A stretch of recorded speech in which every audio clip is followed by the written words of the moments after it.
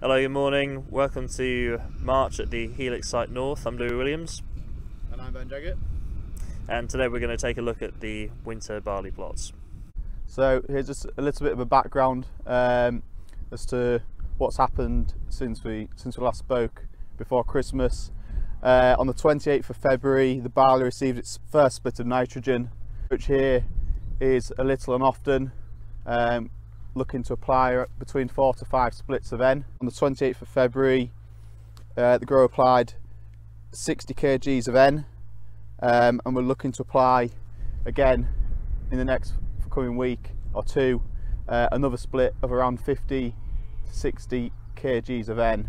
As you can see, the barley's responded well.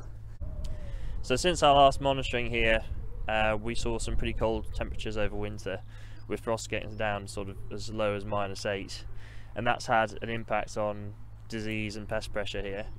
So before Christmas we were seeing a bit of mildew creeping in. That's now disappeared for now, although with some humid weather and temperatures warming up, we're keeping an eye open for it.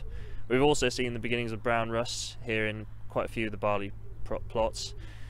In terms of growth habit, the hybrids have yet to take off, but perhaps with this first dose of them we might expect to see a bit more growth from them. In fact, the varieties which seem to be doing the best are Valerie and Cassia at this time.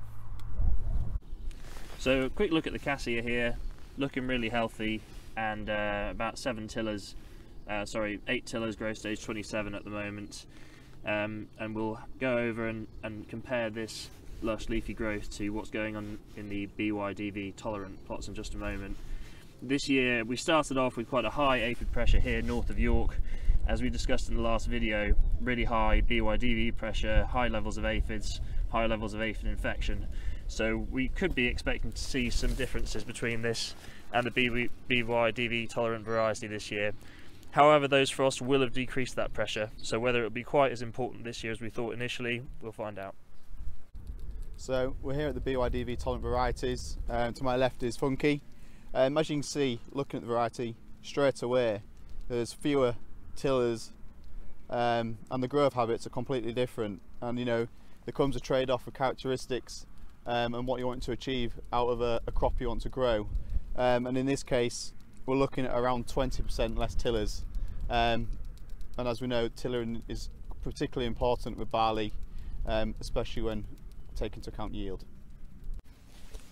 We'll remain to monitor the site over the forthcoming weeks as we enter into April, keeping an eye on the brown rust, the rhynchosporium, and the likelihood of powdery mildew.